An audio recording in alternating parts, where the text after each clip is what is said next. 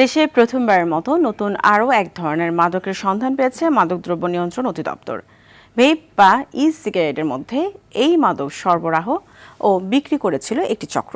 দেখতে পানির মতো, বিভিন্ন ফ্লেভারযুক্ত উচ্চ মাত্রার সিনথেটিক হওয়ায় মাদকটির ভয়াবহতা সম্পর্কে অবহিত করে এই বিষয়ে সচেতন হওয়ার আহ্বান জানায় মাদকদ্রব্য নিয়ন্ত্রণ অধিদপ্তর।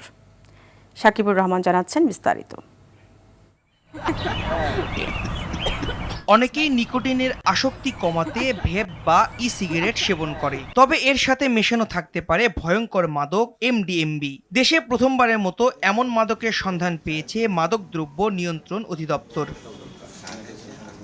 ভয়ঙ্কর এই মাদক এক ফোঁটা ব্যবহারে স্নায়ুতন্ত্রে তীব্র প্রতিক্রিয়া হয়। এমডিএমবি গ্রহণে সেবনকারীর হ্যালোসিলেশন হয় বলে জানিয়েছে মাদকদ্রব্য নিয়ন্ত্রণ অধিদপ্তর। মালয়েশিয়া থেকে আসা এই মাদক ই সিগারেটের সাথে মিশিয়ে বিক্রি করছিল একটি চক্র। মূল হোতাসহ চক্রের 4 সদস্যকে গ্রেফতার করা হয়েছে। শুক্রবার সংবাদ সম্মেলনে এমন তথ্য জানায় মাদকদ্রব্য নিয়ন্ত্রণ অধিদপ্তর।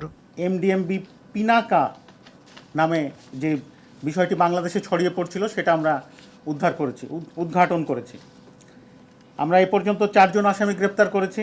সাম্প্রতিক সময় দেশে ভেপ এবং ই সিগারেটসের কার্টিজের ভেতরে গোপনে মেশানো শুরু হয়েছে তরল মাদক সিনথেটিক ড্রাগ এমডিএমবি -5F পিনাকা। এটার যে কয়েক ফোঁটায় মানুষের স্নায়ুতন্ত্র বিপর্যস্ত করে দিতে সক্ষম। সংবাদ সম্মেলনে আরও জানানো হয়, চক্রটি ফেসবুক ও হোয়াটসঅ্যাপে বিভিন্ন গ্রুপের মাধ্যমে মাদক বিক্রি করত।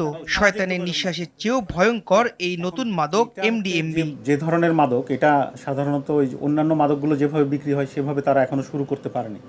আমরা যখনই ট্রেস করেছি যে হ্যাঁ এটা অনলাইনের মাধ্যমে ক্লোজড গ্রুপের কাছে বিক্রয় করা হচ্ছে, আমরা সেখানে হিট করেছি।